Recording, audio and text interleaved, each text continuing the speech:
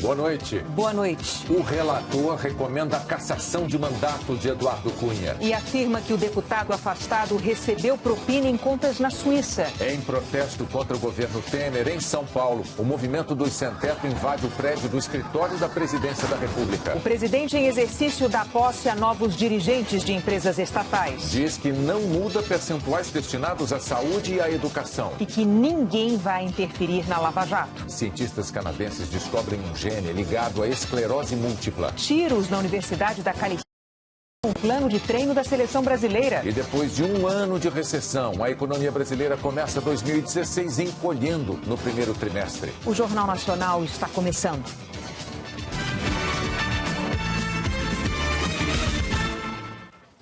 O relator do processo mais demorado da história no Conselho de Ética da Câmara dos Deputados concluiu hoje o parecer e recomendou a cassação do mandato de Eduardo Cunha por quebra de decoro parlamentar. Antes da reunião, o presidente do Conselho de Ética foi à Procuradoria-Geral da República levar o que considera provas de que Eduardo Cunha, mesmo afastado, continua manobrando para atrasar o processo contra ele. O procurador Rodrigo Janot recebeu os documentos. Ele disse que, como todo brasileiro, ele também está acompanhando. A sessão do Conselho começou e na mesa, em 4 pastas, a conclusão de um processo que já tem quase 7 meses, o mais longo da história do Conselho, e que não termina aqui. Os deputados ainda vão discutir o parecer, votá-lo aqui no Conselho e depois no plenário da Câmara. Antes do relator falar, o advogado de defesa cobrou as provas de que Cunha mentiu na CPI da Petrobras. Cadê a prova material? Cadê a prova de que o meu cliente possui conta corrente no exterior em nome dele? Não existe conta no exterior em nome do meu cliente. Se existe, cadê? Manobra não vale. Em seu voto, o relator Marcos Rogério, do Democratas, diz que Cunha usou os trustes para praticar fraudes. Uma escancarada tentativa de dissimular a existência de bens, sendo tudo feito de modo a criar uma blindagem jurídica para esconder os frutos do recebimento de propinas cujos valores foram relatados por testemunhas e lastreiam a denúncia já recebida pelo Supremo, também confirmados perante este Conselho. E que foi feita uma engenharia para que Cunha não tivesse contas oficialmente em seu nome. Montada principalmente para permitir a fruição de patrimônio pelo representado, sem que haja gastos e contas oficialmente em seu nome. Tal contexto fica ainda mais evidente pelo fato de o representado ser considerado o garantidor da conta individual de Cláudia Cruz. Marcos Rogério falou sobre as inúmeras provas. Há provas robustas, amparadas em evidências documentais, extratos bancários, declarações de autoridades e bancos estrangeiros e diversos depoimentos convergentes que demonstram ter o representado recebido vantagens indevidas de esquemas relacionados à Petrobras e deliberadamente mentido perante a Comissão Parlamentar de Inquérito e a Câmara dos Deputados. E acusou Eduardo Cunha. Parece claro que o representado desvirtuou o uso do cargo de deputado federal, utilizando-o com o propósito de achacar particulares, criando dificuldades para, posteriormente, vender facilidades. A lista de provas a demonstrar a prática de irregularidades graves cometidas durante o mandato e que afetaram a dignidade e decoro do Parlamento é extensa e plural. Chorando, concluiu. Por todo o exposto, considerando o conjunto dos fatos, das provas, voto pela cassação do mandato do deputado Eduardo Constantino Cunha, tendo em vista a prática de conduta tipificada no artigo 4º, inciso 5 do Código de Ética e Decoro Parlamentar, pelas fartas razões contidas no presente voto. É como voto, senhor presidente. O parecer vai ser votado na semana que vem no Conselho de Ética. Em São Paulo, integrantes do Movimento dos Trabalhadores Sem Teto invadiram um prédio em que funciona o escritório da Presidência da República. O MTST afirma que o protesto é contra o presidente em exercício Michel Temer e a suspensão de novos investimentos do programa Minha Casa Minha Vida. O governo nega que vá suspender esses investimentos. Os manifestantes picharam paredes e vidraças do prédio. A polícia militar deteve um homem e afirmou que a mochila dele estava cheia de rojões. Manifestantes tentaram impedir a prisão e cercaram os policiais, que usaram bombas de efeito moral. Esta jovem tentou conversar com os policiais no momento em que eles prendiam alguns manifestantes. Depois, ela chutou a tampa de uma lixeira e os PMs avançaram contra ela. Ela e outras 5 pessoas acabaram detidas. Depois da confusão, os manifestantes fizeram uma assembleia. Nós vamos permanecer aqui com o nosso acampamento e daqui a gente não vai arredar pé. No início da noite, a tropa de choque fez um cordão de isolamento na Paulista. Em nota, a Polícia Militar declarou que atuou para tentar impedir a invasão do prédio. O presidente em exercício Michel Temer disse hoje que não vai reduzir recursos da saúde e da educação e repetiu que não vai interferir nas investigações da Lava Jato. Ele empossou presidentes de estatais consideradas fundamentais para a economia brasileira. Uma cerimônia para 5 posses. O novo comando de 4 estatais e uma fundação. Um reforço na equipe econômica desafiada a enfrentar a crise. Maria Silvia Bastos Marques assumiu a presidência do BNDES. Pedro Parente tomou posse na presidência da Petrobras. Gilberto Ock na Caixa Econômica Federal. Paulo Rogério Caffarelli no Banco do Brasil. E Ernesto Lozardo no IPEA, Instituto de Pesquisa Econômica Aplicada. O presidente em exercício, Michel Temer, discursou por menos de 15 minutos. Começou falando de como recebeu o governo. O país, não vamos ignorar, se encontra mergulhado numa das grandes crises da sua história.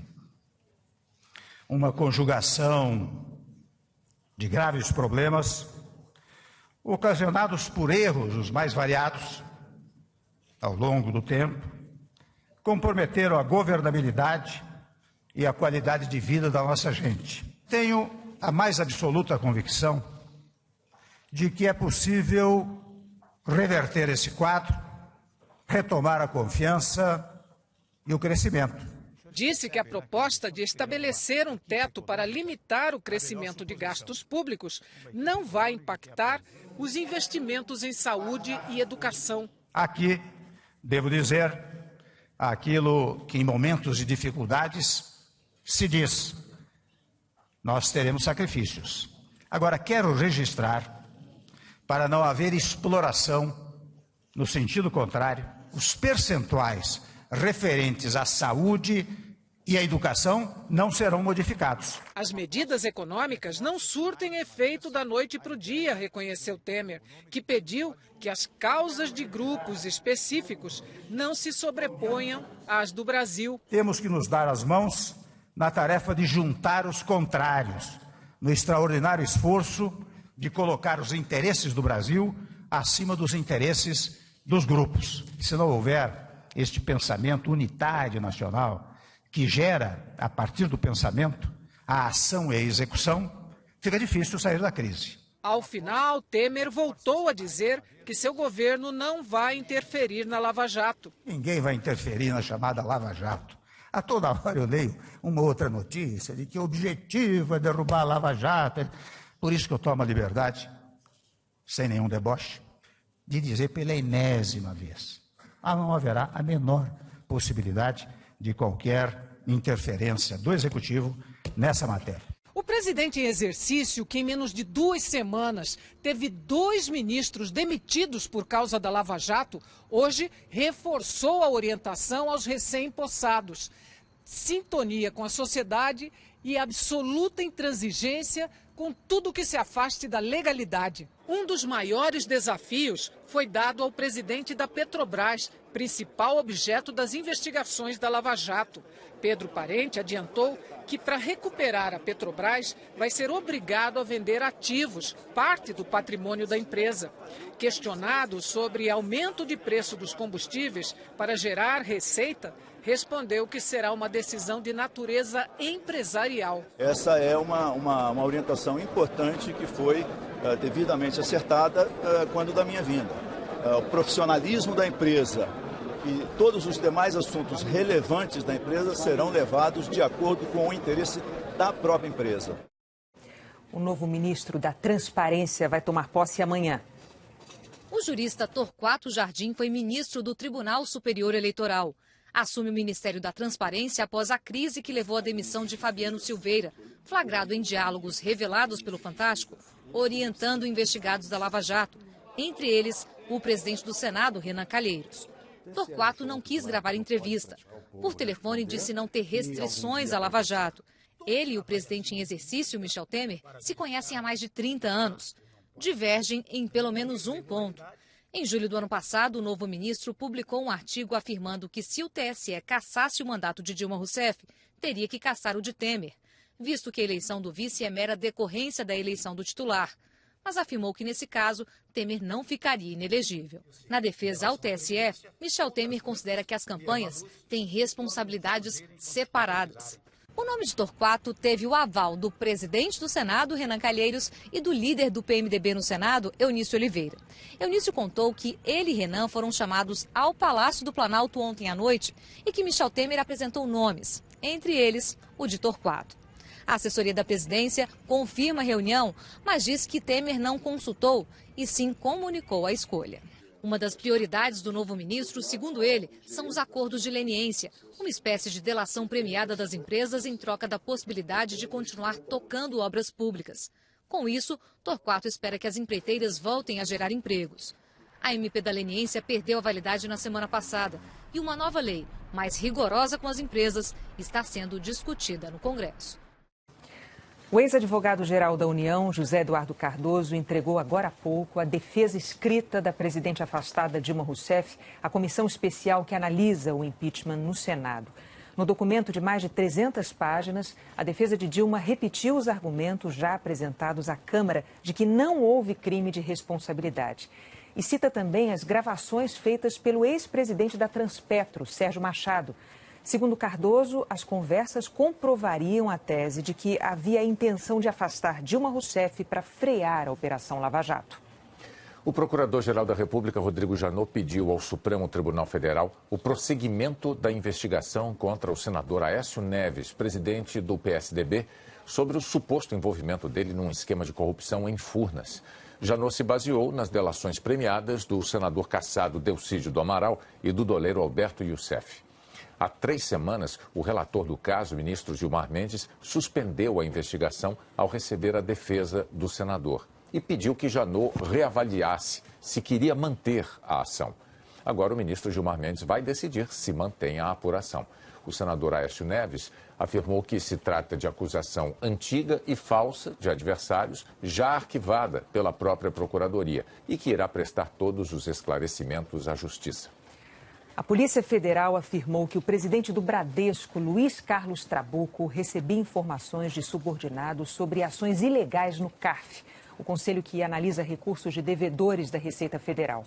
A declaração faz parte do relatório da Operação Zelotes. Ontem, a PF indiciou 10 pessoas por suspeita de envolvimento com ex-conselheiros do CARF e empresários acusados de vender decisões favoráveis em troca de propina. Entre os indiciados estão Trabuco e 2 executivos do banco. A PF afirma que Trabuco participou rapidamente de uma reunião com o grupo em outubro de 2014. O Bradesco recorreu de uma multa de 3 bilhões de reais no CARF, mas perdeu a ação. Em nota, o Bradesco reiterou que Trabuco não participou de nenhuma reunião com o grupo investigado e que não houve qualquer negociação ou contratação de serviços. A partir de setembro, a ministra Laurita Vaz vai ser a primeira mulher a presidir o Superior Tribunal de Justiça. O vice-presidente, também eleito hoje, vai ser o ministro Humberto Martins. Os ministros indicaram João Otávio de Noronha para a Corregedoria Nacional de Justiça. O nome tem que ser aprovado pelo Senado. A seguir, a economia brasileira começa o ano encolhendo ainda mais. Cientistas descobrem um gene ligado à esclerose múltipla.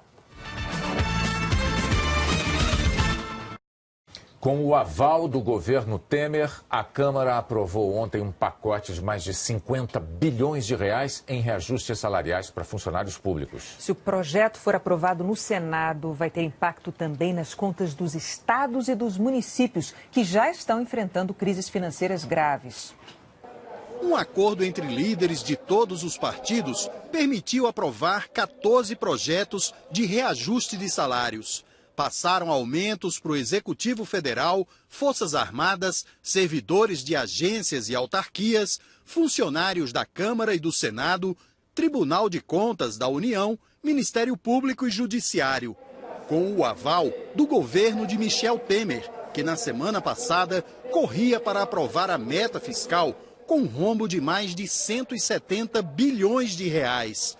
O líder do governo na Câmara disse que os reajustes já estavam previstos no orçamento e no rombo de 2016. O governo não tem aumento do déficit. Quando nós aprovamos a meta de 170,5 bi, nesta meta já estava previsto o gasto com esse reajuste.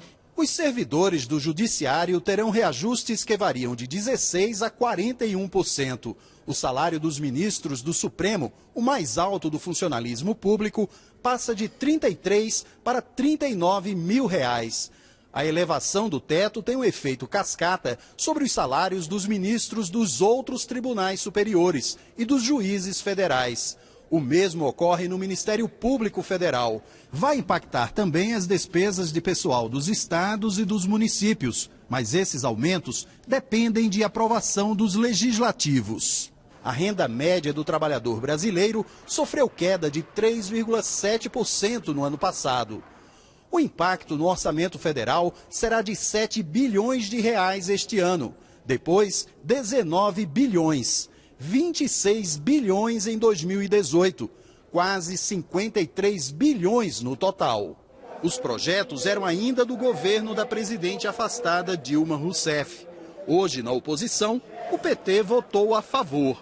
O PSDB, que apoia Temer, também disse sim aos aumentos, participou do acordo, mas depois criticou. Nesse momento não é oportuno votar uma quantidade tão grande de aumento na folha salarial, não apenas do Executivo, do Judiciário, Ministério Público, é uma coisa que realmente a população não entende e não tem como entender mesmo, né? O ministro interino do Planejamento defendeu que foi melhor aprovar os reajustes agora. Reabrir essas negociações certamente levaria a uma crise de funcionamento do serviço público e dificilmente, ou muito pouco provável, nós conseguiríamos um acordo com índices menores, haja visto que a inflação em 2015 foi de mais de 10%. Os deputados também aprovaram a desvinculação de receitas da União, a DRU, que permite ao governo gastar livremente 30% do que arrecada. Antes, eram 20%. A proposta, para valer até 2023, ainda deve passar por mais uma votação na Câmara. Depois, segue para o Senado com os projetos de aumento do funcionalismo. Vai na contramão. Primeiro, porque é mais gasto. Então, como é que está dentro do déficit? E segundo, porque aumento de salário, você nunca pode contabilizar exatamente quanto vai ser. Você aumenta 100, mas tem mais um penduricalho ali, outro acolá, e no fim é mais do que se imaginava. Então vai sim na contramão do discurso de austeridade e de responsabilidade fiscal. Por isso que eu fico perplexo com essa decisão. O parlamento da Alemanha tomou uma decisão histórica nesta quinta-feira. Reconheceu que a morte de 1 milhão de armênios durante a Primeira Guerra Mundial foi um genocídio cometido pelo então chamado Império Otomano. Muitos parlamentares reconheceram a responsabilidade também da Alemanha, que era aliada do Império Otomano durante a guerra. Segundo a Armênia, em 1915, os otomanos promoveram o extermínio de 1,5 milhão de pessoas. O Império Otomano se desfez no fim da guerra ao ser derrotado e anos depois, no mesmo território, foi proclamada a República da Turquia, que nunca aceitou a classificação de genocídio. O governo turco afirma que o número de mortes foi bem menor, resultante da guerra e do próprio colapso do Império Otomano. A posição da Alemanha é delicada porque o país tem uma população de 3,5 milhões de cidadãos de origem turca e ainda depende de ajuda da Turquia para conter a onda de migrantes que tem inundado a Europa. Com a decisão do parlamento alemão de reconhecer o genocídio, a primeira-ministra Angela Merkel fez questão de declarar que os laços com a Turquia permanecem fortes. mas o governo turco chamou de volta o embaixador em Berlim e considerou a decisão um erro histórico que reflete preconceito contra os turcos e contra o Islã. Para a Igreja Católica e para mais de 20 países, os fatos de 1915 foram um genocídio. No Brasil, o Senado aprovou no ano passado uma moção de solidariedade ao povo armênio. Todas as atenções dos políticos americanos estão voltadas para a Califórnia. O estado com maior número de eleitores tem prévias na próxima terça-feira. O estado das praias e do surf é o novo paraíso da política americana. Mas nada de férias. A briga ali é feia. A nova arma da ex-secretária de Estado Hillary Clinton contra o republicano Donald Trump é o medo. Para a pré-candidata democrata, seria um erro histórico eleger o bilionário para comandar o exército mais poderoso do mundo. Ele é perigosamente incoerente. Com aquele temperamento, não pode controlar nosso arsenal nuclear. Trump contra-atacou. Acusou Hillary de mentir ao dizer que ele quer que o Japão tenha armas nucleares. Uma ideia que o próprio Trump já defendeu várias vezes. Hoje, ele afirmou que vai reabrir a Universidade Trump, que está sendo processada por vários alunos. Eles acusam os professores de serem mal preparados e dizem que eram forçados a escolher os cursos mais caros. De repente, todo mundo sonha com a Califórnia, mais precisamente com as centenas de delegados do maior estado americano. Hillary nem precisa de tanto para garantir a vaga de candidata oficial do Partido Democrata. Deve alcançar o número mínimo de delegados horas antes, com uma vitória certa no estado de Nova Jersey, que fica aqui coladinho a Nova York. Mas uma derrota na Califórnia seria um enorme banho de água fria para ela. E um baita impulso para o senador democrata Bernie Sanders, que tem pinta de rabugento, mas é adorado pelos jovens. As pesquisas mostram que ele encostou na concorrente. Hillary e Bill Clinton correram para cá. Acho que perceberam que a minha campanha não acabou.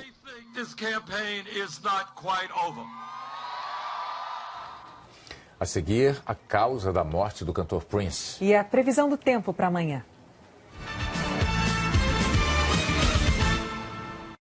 Os exames no corpo do cantor Prince indicaram que a morte foi provocada pelo consumo excessivo de um analgésico à base de ópio, o fentanil. O Prince tomava esses medicamentos para combater dores fortes e crônicas que sentia no quadril.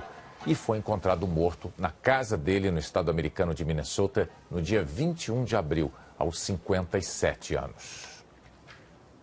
A previsão do tempo é com a Maria Júlia Coutinho, que está de volta, está com a gente hoje de novo. Lá, Maju, boa noite. Você quer começar por onde?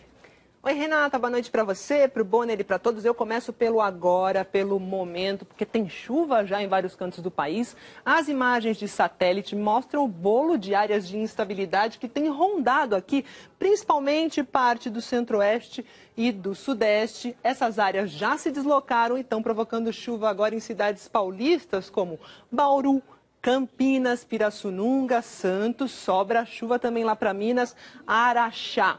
E essa chuva pode se estender aí até o começo da madrugada. No dia de amanhã, chuva forte, com possibilidade de raios, rajadas de vento e granizo, olha aqui, vai atingir pontos isolados dessa área aqui. Mato Grosso, parte de Mato Grosso do Sul, de Goiás, de Minas, de São Paulo, todo o estado do Rio de Janeiro e parte aqui do Espírito Santo. É chuva que merece a nossa atenção aqui, não é perigo, mas merece atenção. Essa instabilidade toda é por conta do cavado, aquelas fortes correntes de vento lá no alto da atmosfera. Já na região norte, é a combinação de calor e umidade que pode provocar temporais isolados e sobra a chuva também aqui, olha, para a faixa leste do Nordeste, essa área aqui entre o Ceará e o Maranhão, por causa da umidade que vem do mar com o calor típico lá da região. Agora, aqui no Tocantins, em parte do Pará, passando pelo norte de Goiás, norte de Minas, interior da região Nordeste, quase todo o sul do país e aqui sul de São Paulo, Renata, é sol sem sombra nenhuma de chuva, tempo firme para valer. Maju, antes de você voltar de férias, a Eliana Marques disse que tinha possibilidade de neve essa semana. Confirma?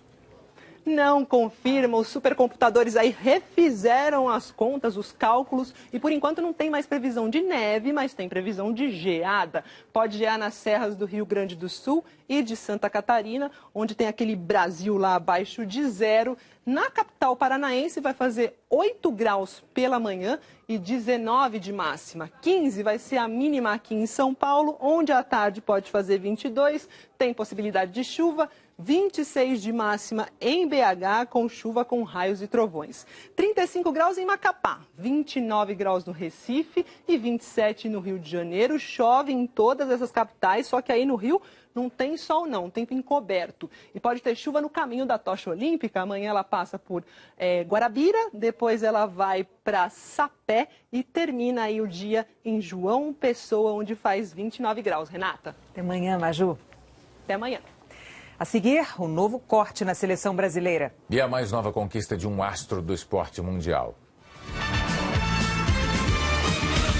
O senador Aécio Neves, do PSDB, acabou de divulgar uma nota sobre a decisão do ministro do Supremo Tribunal Federal, Gilmar Mendes, de autorizar o prosseguimento de investigação contra ele, como nós dissemos no início dessa edição do Jornal Nacional. O senador Aécio Neves disse que compreende que o Ministério Público e a Justiça estejam cumprindo as suas funções de investigar, mas afirmou que tem absoluta convicção de que ficará provada a sua inocência. O técnico Dunga precisou fazer mais um corte na seleção brasileira, mas apesar dos problemas, os jogadores têm uma motivação especial para a estreia na Copa América sábado contra o Equador. Dunga tem que pular mesmo. Todo dia surge uma pedra no caminho. Hoje, mais um corte. O volante Luiz Gustavo alegou problemas particulares. O Wallace do Grêmio será o substituto. Ao todo, são 6 mudanças. Os outros foram o goleiro Ederson, o meia Rafinha, os atacantes Ricardo Oliveira e Douglas Costa, que deu lugar a Kaká e que ontem também foi desligado. Ganso voltou a ser lembrado depois de 4 anos. Não esperava da maneira que foi, né? Por ser um corte de um companheiro, um cara o Kaká que eu conheço pessoalmente, é um cara fantástico. As indefinições atrapalharam a preparação, tanto que há 2 dias de enfrentar o Equador, vice-líder das eliminatórias, não há um time titular entrosado. Pelo menos, os escolhidos terão um privilégio. Mesmo sendo uma rotina, os jogadores de futebol adoram conhecer estádios históricos. E o palco da estreia do Brasil na Copa América traz ótimas lembranças para eles. Rose Bowl, a casa do tetracampeonato mundial. Ali, um pênalti perdido fez a festa do então menino William, que tinha 5 anos. O último pênalti que o Badi joga para fora, essa é a imagem que o brasileiro tem na cabeça. Na Bahia, Daniel Alves era um pouquinho mais velho, tinha 11 anos. Vai levar uma lembrança. Uma fotinha vai ter. Uma fotinha sempre tem. Todos querem jogar no Rose Bowl, mas do jeito que anda a fase, até lá, é bom ter cuidado com os espinhos. Quer dizer, com os cortes. Um dos maiores ídolos do esporte brasileiro e mundial, integrante do time de ouro de comentaristas da Globo, o ex-tenista Gustavo Kuerten foi nomeado hoje em Paris embaixador do Hall da Fama do tênis. Tricampeão do Aberto da França vai ter a missão de divulgar os valores do esporte pelo mundo. O Guga se encontrou com o Novak Djokovic, que é o melhor jogador da atualidade, e o sérvio pediu permissão para repetir aquele gesto inesquecível do Guga de desenhar um coração na quadra de saibro se ele conquistar o Aberto da França deste ano. Já pensou? Legal. Olha, depois de Liberdade, Liberdade, tem o Jornal da Globo. Uma ótima noite para você. Boa noite, até amanhã.